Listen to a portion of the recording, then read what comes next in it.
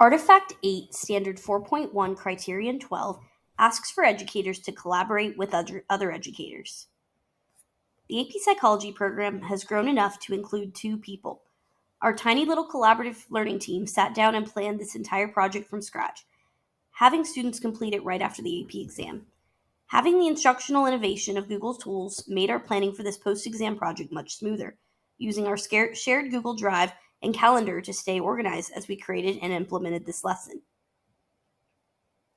Collaborative efforts amongst educators also promotes continuous learning and improvement. Here is an email correspondence sent out to the entire faculty in the aftermath of the project, as well as a sample of some of the classes who chose to participate in this school-wide initiative. Some teachers played a role as mere supporters, others contributing to the data collection. Many played a role in ensuring their students participated in this school-wide discussion of mental health. Each individual, group, school psychologists, various colleagues, other faculty, and beyond contributed valuable data and time from their respective interest groups to ensure this to be a success.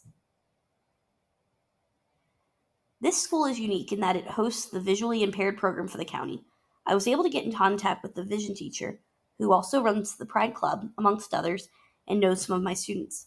They wanted to get involved in the way of discussing mental health for the visually impaired, so we collaborated by setting up this panel. In this panel, students and teachers within the community spoke about many of the challenges they face, and my students had an opportunity for the very first time for many of them to speak and ask questions to people within this marginalized group. By speaking to students who are visually impaired, this helps students better understand people of all backgrounds and how every group struggles with mental health. Providing students with the opportunity to directly engage in the content was a great way to promote student interest and excitement over what they were learning. Artifact 8, Standard 4.3, Criterion 14 asks for educators to facilitate virtual learning activities featuring expert guests to advance learning objectives. In my role as an AP Psychology teacher for 11th and 12th grade students, I understand the importance of highlighting the value of collaboration and enhancing our teaching methods. I exemplified the educator's role in guiding our initiatives by establishing a connection with our school cluster's psychologist, a quieter guy who rarely leaves his office down in the county headquarters. Around the midpoint of our project, I arranged for this professional to speak with my classes via Zoom. During this session, the school psychologist shared insights into the types of intelligence testing they administer to students, such as the WAIS or the WAIS, his observations of students' emotional behaviors, as well as his broader responsibilities within the school. Most students had never even heard of him, and he's at the school nearly once a week. Notably, this individual played a pivotal role in facilitating meetings among some of the educators, as he and I were able to collaborate with his being around the school longer and knowing more people than I could in the context of the endeavor of this project, ensuring seamless coordination within our special interest groups. The Parkview Psychoanalysis project certainly enhanced learning by engaging students directly with their peers and how they handle mental illness. This would only be possible through the efforts of the planners, the hypers, and the nuanced. Students had the opportunity to correspond with an actual psychologist and discuss how he works with students in different learning differences. This was such a unique experience, especially for those considering pursuing a career in the field. Additionally, I reached out to the counseling department, who agreed to speak in future years. I'm also considering reaching out to our discipline and SPED assistant principals and seeing if they would be willing to come in and give their input on anxiety and how it's affecting other areas within the school. I'm also encouraging students within these interest groups to reach out to people in the Parkview community as they complete their surveys. Artifact 8, Standard 4.4, Criterion 15 asks for educators to demonstrate effective communication with all student supporters. My learners consist of the 11th and 12th grade students who have enrolled in my AP Psychology class. These students represent my primary audience, and I take on the responsibility of designing and delivering educational content that aids in their comprehension of psychology concepts. Supporters in this context include parents with whom I establish communication through newsletters via Parent Square, as well as occasional handwritten notes known as positivity postcards, and the traditional emails, phone calls, and Zoom meetings.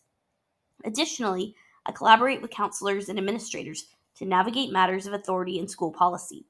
My fellow teachers also serve as valuable sources of personalized feedback and support, contributing to the overall enhancement of my teaching. This project provides multiple demonstrations of my effective communication. I provided students with a clear rubric that directly stated all of my expectations for the project. The rubric required students complete the anxieties and stressor survey, 2 audio interviews, fill out a data collection spreadsheet, complete a case study written analysis, and create a Google Slides presentation. Each group member is tasked with a role to play according to the directions, so students are clear with what is expected of them as they break up the work. The main way I communicate learning goals to students is by posting them on eClass or D2L accordion template agendas. These are posted under announcements on the homepage at 6:30 every morning. This allows students a way to visualize what they are learning that day. Additionally, every 2 weeks I send out emails with progress reports.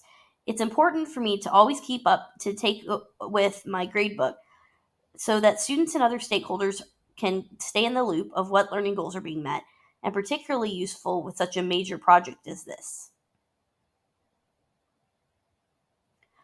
Artifact 8, Standard 5.2, Criterion 17 asks for educators to align content area standards.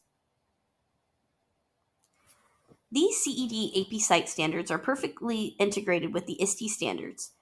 1.1 Empowered Tech Learners says that it could use the encouraging of ethical use of digital tools and survey data analysis while discussing informed consent and ethical guidelines, emphasizing responsible technology use. In 1.3, Critical Knowledge Constructor, it could utilize digital resources to foster understanding, creativity, and interactive learning while having students research mental health within the community. And in 1.7, Global Digital Collaborator, there can be collaboration with peers through digital tools such as surveys and data collection while trying to broaden psychological perspectives and share insights about mental health. This teaches students responsible and ethical survey analysis while providing opportunity for creativity and encouraging collaboration to enhance their understanding of psychology. ISTE 1.1 is identifying the empowered learner, but considers ethics, like the CED 1N. I have students utilize digital tools ethically while analyzing their survey data. We talk about the survey and review ethical material and guidelines such as informed consent, debriefing, discontinuing participation, and more. Students must ask permission from the teacher and any involved parties before collecting data for the website, and must consider one question they can ask that will do an exemplary job at following ethical guidelines. ISTE 1.7, the Global Digital Collaborator, focuses on collaborating with peers. This can be done using digital tools, aka the surveys and data collection, to expand psychological perspectives. CED 1.L is on basic statistics and what better way than representing than through the data collection. ISTE 1.3 Critical Knowledge Constructor looks to bring together digital resources to facilitate understanding, creativity, and interactive learning environments. What more creative than providing an opportunity for students to research mental health than in the context of their own community? The CEDs 8.E and 8.G cover psychological diagnostic labels to also include mental health awareness. Students here fill out this case study analysis by interpreting the data they collected and making correlations to summarize their findings in this collaborative Google Doc each group will complete. The Parkview Psychoanalysis Project fully meets the content subject area standards with the use of educational technology. Students are using the content standards, discussing the ways to treat and deal with mental illness. They are directly applying these standards to enhance their understanding of the content by analyzing the mental health of various interest groups at Parkview High School.